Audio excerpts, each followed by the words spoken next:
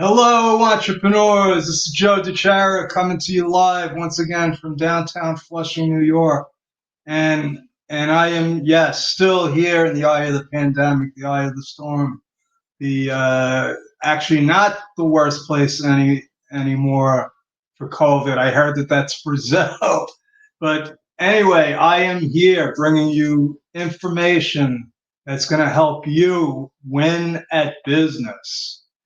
Win big at business. That's right. That's what I do. I'm CPA, tricked into that by my father when I was 17, because he thought I was heading down the wrong road, and I was.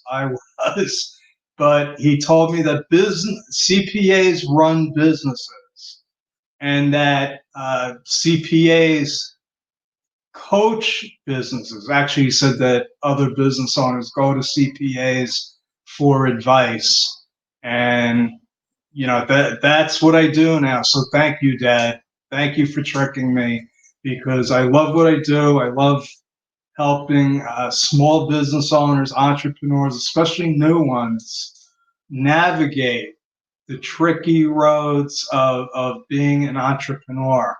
And I am going to try something here. I've tried this in the past. But oh, here we go. I wasn't live in one of my feeds, I guess, but I hope I was live in all the other ones. Anyway, if you don't know me, my name is Joe DeChara. Like I said, I hang out here every night between 8 and 9, most nights. And what I do, like I said, is I help small business owners navigate. I help them put the pieces in place, how to put your business in the right sequence, if you may, so that you can make money. At the end of the day, you want to have more money in the bank than what you started out with. And if you agree with me, fine, then we're on the same page. So, if we have the same objective, and you like what I say, and it resonates with you, and you want to connect with me, because let's face it, I don't just do this as a hobby. I mean, I would, but I do want to connect with people. That's the whole purpose of having Facebook groups and Facebook Lives, and this is what Haley Gray taught me. So thank you, Haley, for putting me in the position to meet so many great people and connect with so many great people. So if you want to connect with me, this is what you do. You just go to Time with Joe, okay? Or you join one of my mastermind meetings. These are free twice a week. You just go to mastermindwithjoedechara.com, and we have a lot of fun. We did one today. There's a lot of aha moments.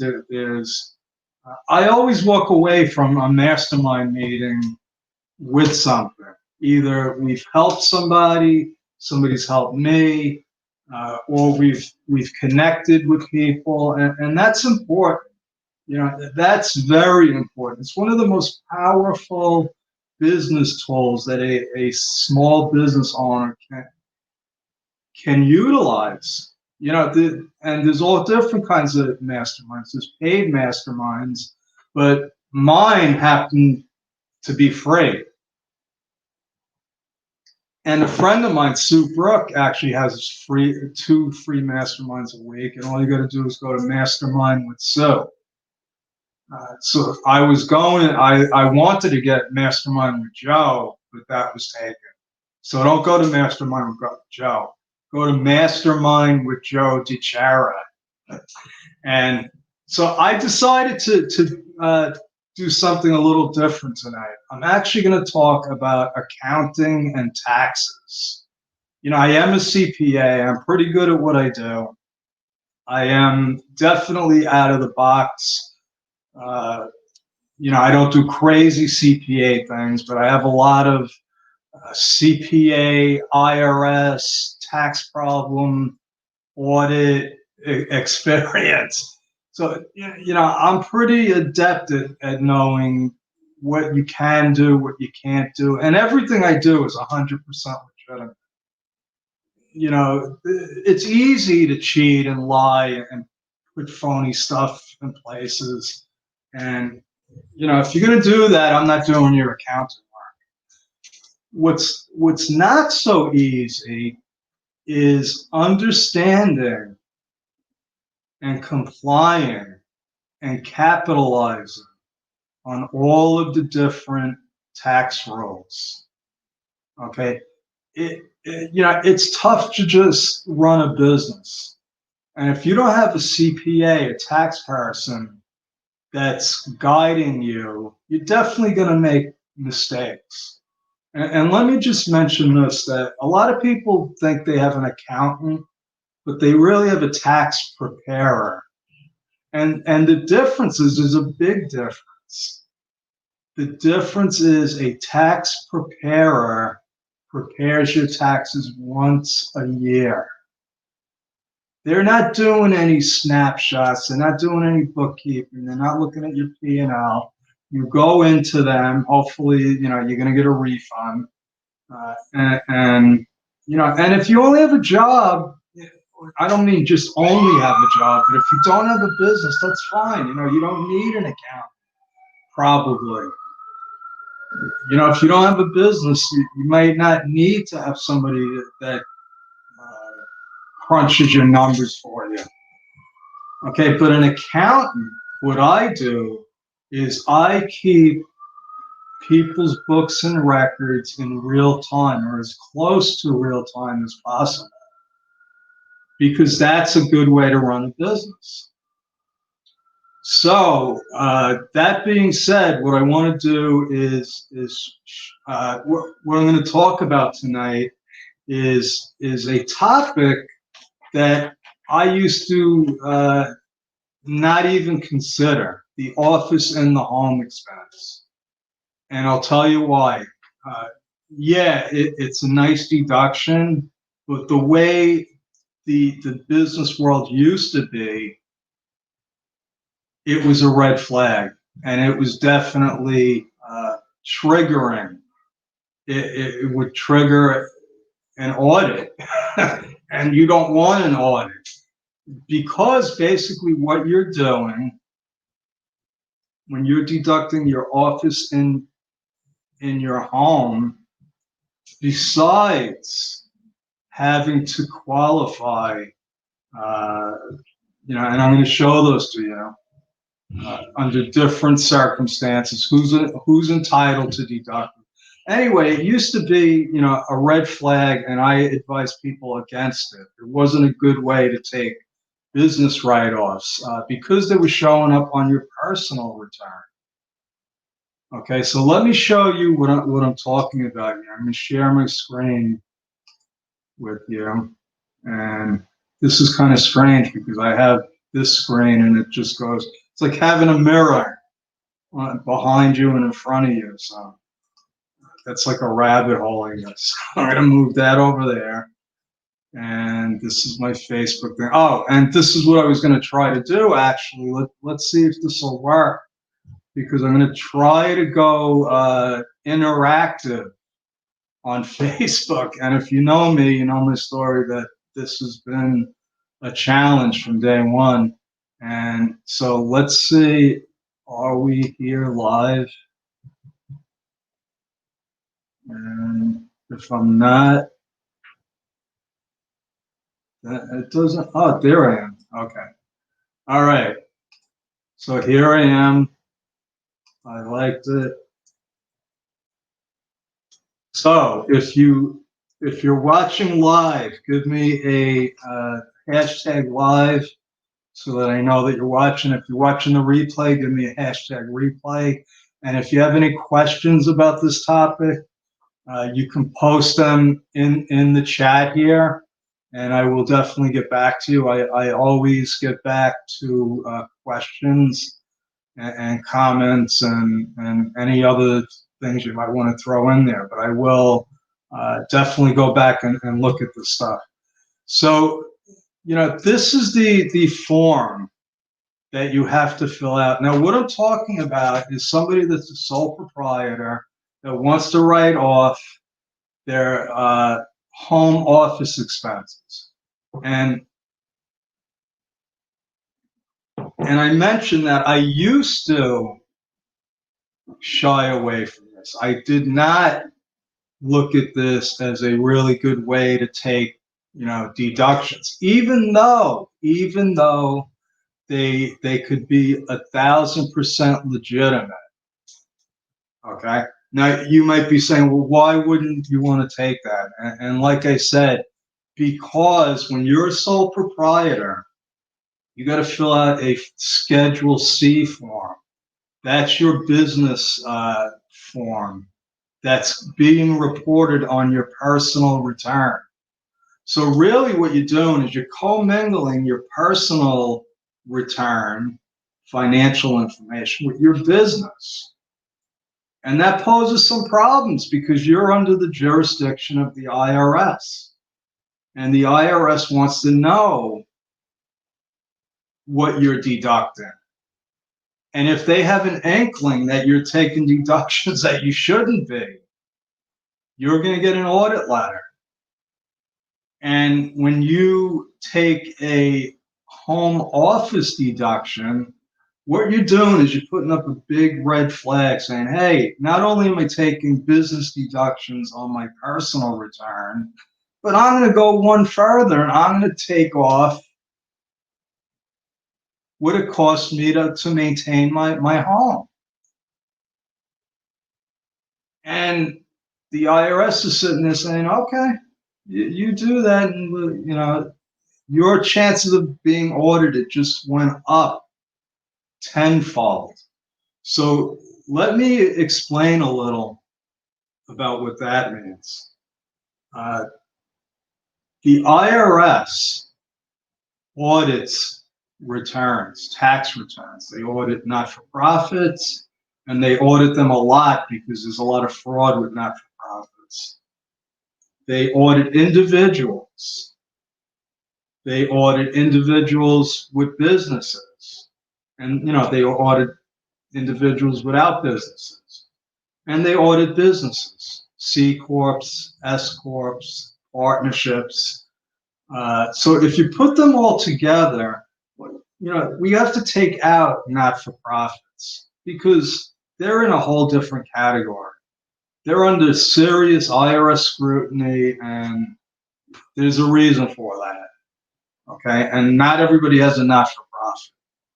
Individuals that don't have a business get audited. Okay, let's say they get audited this much. Individuals with businesses get audited, I don't know what the number is, but based on experience, I would say probably 10 times more than just your average taxpayer that has a W-2 and some deductions. Corporations get audited very, very scarcely. Corporations do not get audited unless there's something really, really red flagging the return. And what do I base that on? No published statistics, no historical facts, based on my 35 years of experience working, for the first 10 years, working in some pretty large CPA firms. So I could tell you that over the years, I have personally handled thousands of returns, thousands of small business clients. Okay, and at one point, I specialized in handling audits. 98% of the audits that I handled were sole proprietors. When I was in the CPA firms, and some of those CPA firms, we had a couple of thousand clients. And if you figure, how many returns went through those offices, And when I look at how many of their clients got audited, there is a definite pattern. There is a definite detriment to being in business and being a sole proprietor. So that's why when we were talking about taking an office in the home deduction, it really wasn't a great idea if my client was still a sole proprietor. If there was, because if a sole proprietor comes to me, the first thing I'm going to do is advise them to incorporate, not become an LLC. You become an s-corp. 98% of the time, that's the best way to do business, is as an s-corp. Okay. And now this is the other thing, you know, some of the requirements and hoops that the IRS expects people to jump through are terms like, you know, regular and exclusive here, your principal place of business. And normal, you know, if you're doing your own return, you start reading this stuff, it's going to be like reading Latin.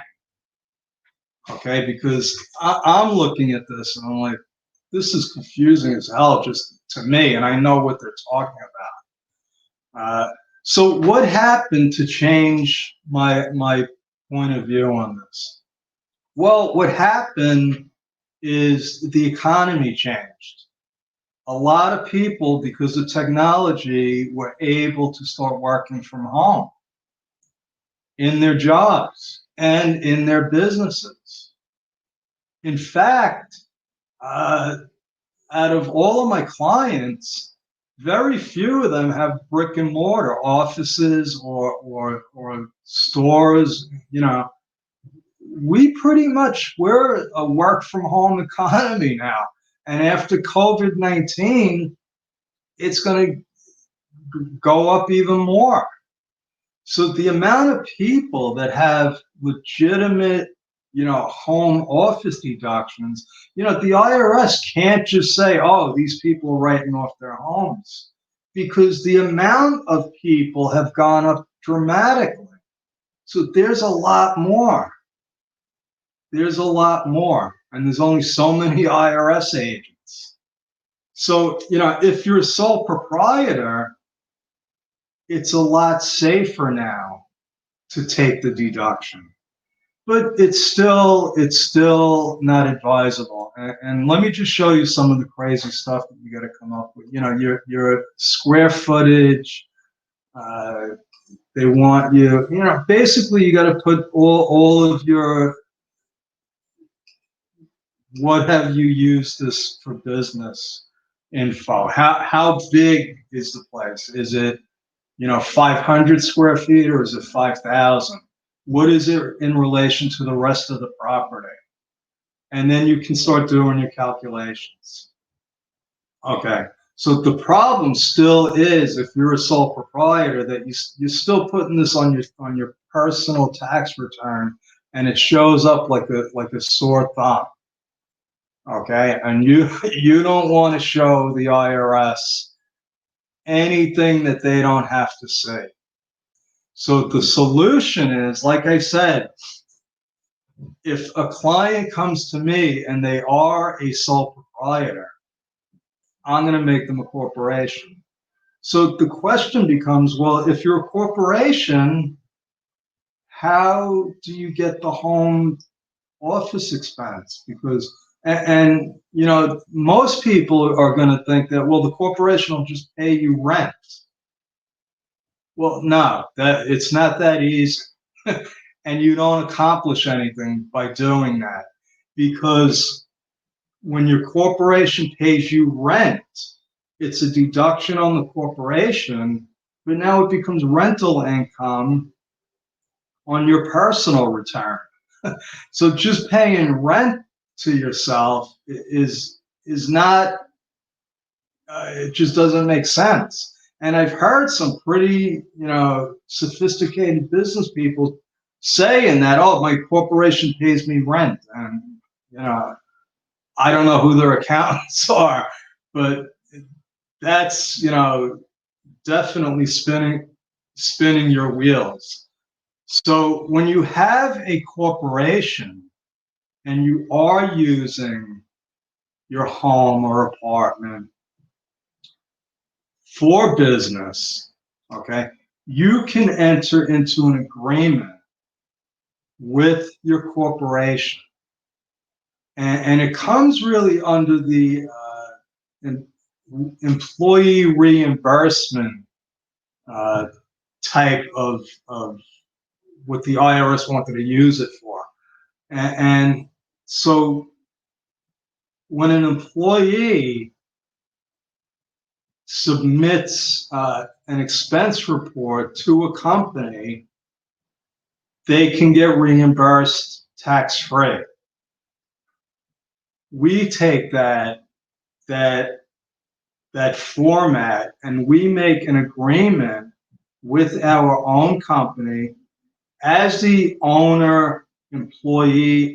It doesn't matter if you're taking a salary or not taking a salary, but you are, let's say, an unpaid employee of the corporation. So I have a template to document it. You still got to keep books and records, and that's another thing that I teach. And it's one of the things that get people in trouble. And a lot of times having the books and records isn't as important as the process of keeping good books and records. Because, like I said before, you want to do business intentionally. You don't want to leave any breadcrumbs around. You don't want to have any loose ends. You don't want to have any open doors. And by going through these processes, like writing yourself out a contract, is just good business practices. So what you're going to do is you could just take and if you want this, like I said, you can connect with me. Go to timewithjoe.com. We'll provide you with a free chat, and I'll give you this info. So just go to timewithjoe.com and book a free chat with me.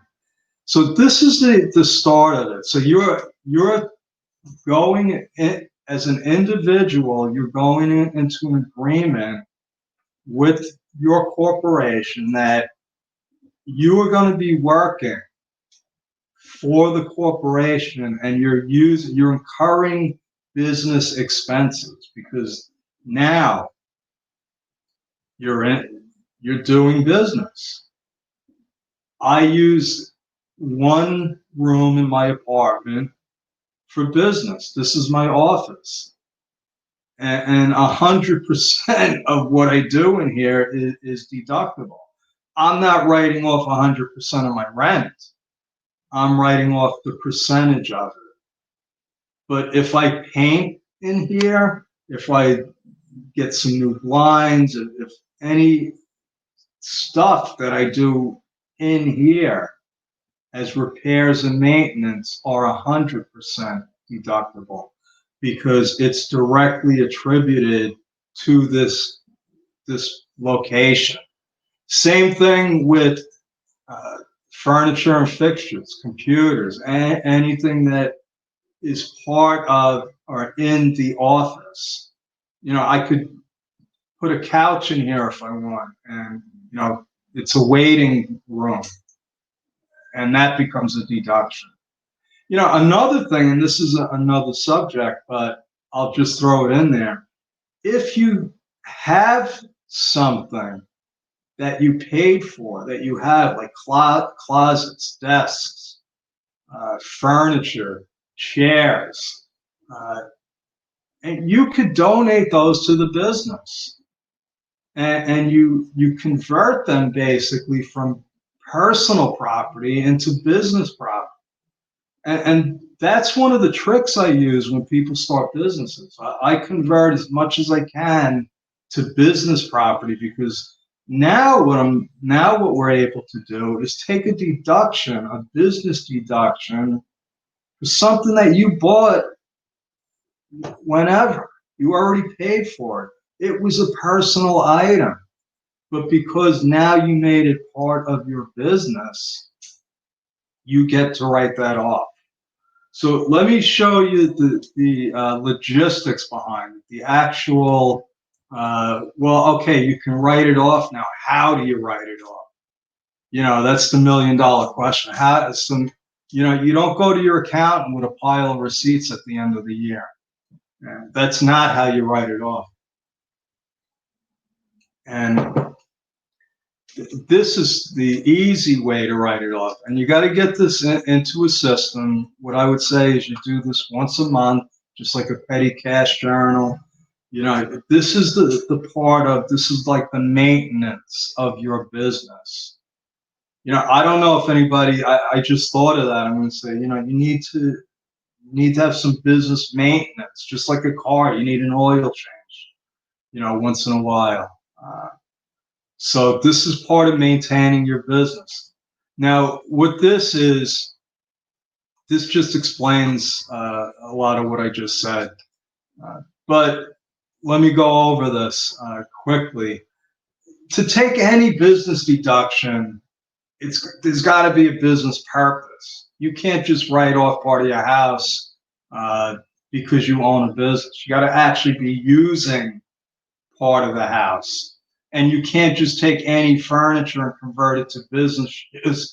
You know, you're supposed to be using it for business. So the IRS says, listen, if you're going to write off a portion of your house, it's got to be for business. Now, the question becomes, how do you document it?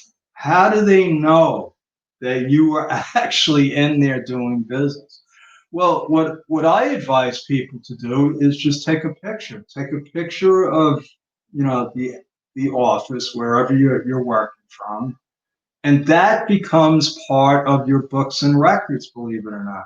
I have used photographs of my clients working I had an audit for a client that owned buildings, and I had pictures of her working in the building. And I used that in the audit, and it helped because it showed that she was actively participating in the business, and that audit went well.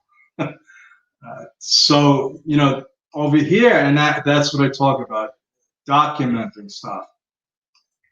So this is the actual worksheet, and let me show you how this works. So over here, and this is just a simple spreadsheet. I mean, you can do it this way, you can do it by hand, but as long as you have a document to back up the deduction, you know, that's the important thing. You know, people come in with bags of receipts, and they think that they're keeping their records. And the sad truth is that most of the time, a lot of that stuff is useless. Okay, because it's another story, but that's not a good bookkeeping system. Just keeping receipts is not a good bookkeeping system. The paper documents, the receipts, have to be tied to a transaction. Okay, and they have to be in order. And that's how you set up your books and records. And this is part of your books and records. So this is very simple. The green part is where you can actually enter stuff. And over here, what we have is the square footage determination. And let's say, so you see how that automatically went to that. And so now we have vendors and we have categories, and where I got those from is just over here. I just added them. Okay, these are vendors, different categories. These are the different things, types of expenses that you would have in the home office. And so over here, you know, I'm going to pick here, landlord is rent.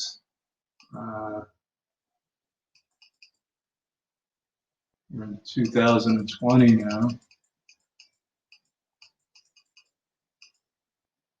So let's go to July 2000, and now it's not 15%, it's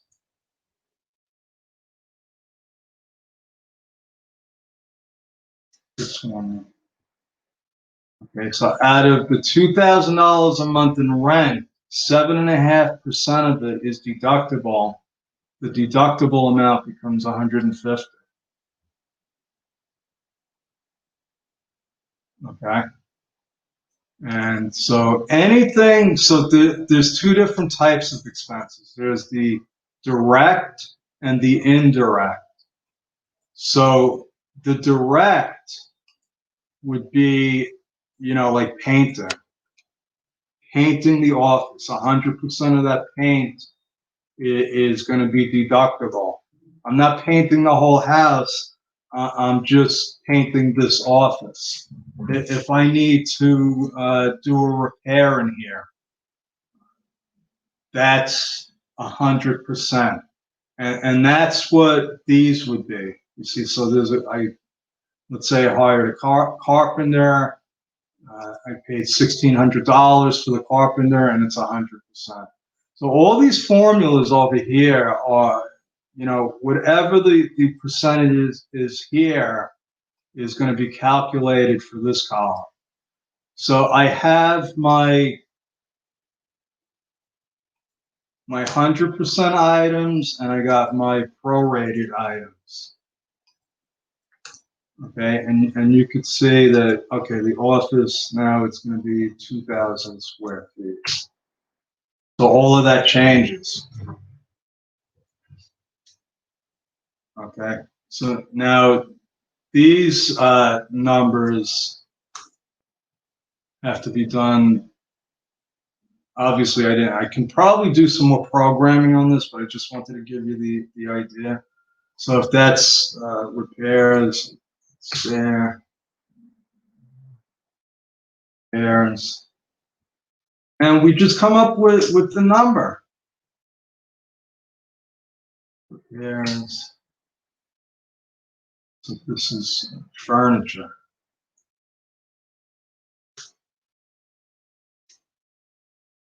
Utilities.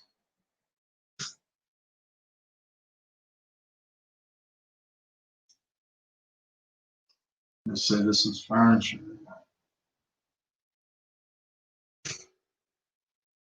This is repairs. Okay, so we get the amount. Okay, the total amount is $6,000. 3,113 of that is furniture. Now, what you're going to do is, let's say you do this once a month. What you're going to do is print this out and actually cut yourself a check for this amount. You take it from your corporation and you reimburse yourself. So remember when I said that this system was really set up for reimbursing employees, but we can use the same format, the same methodology to reimburse ourselves for the office use of the home. Now, here's the stealth part of this, and here's why it's so much better to do business as an S-corp or even a C-corp. The IRS has no idea that there's office in the home expenses. There's not a special form like this one. There is no special form for a corporation. What happens is that rent gets classified on your books as rent expense. The repairs and maintenance go down as repairs and maintenance. There is no document. There is no red flag. There is nothing on the tax return to tell the IRS that you're deducting part of your house. So which way would you rather have it? Do you want the dangerous way, or do you want the simple, less dangerous, safe way to do it? And that's my lesson for tonight. I hope I shared something good with you that you'll be able to use in your business. Uh, and if not, maybe you can, pass it along to somebody that it will help. And if you know anybody that I may be able to help with their business, with getting things organized and in order, and protected from the IRS, uh, connect me with them or connect me with you. Go to timewithjoe.com, and I'd like to invite you once again to Mastermind with joe.com. And that's my story. I'm sticking with it. Uh, have a good night. Thanks for watching. Appreciate it.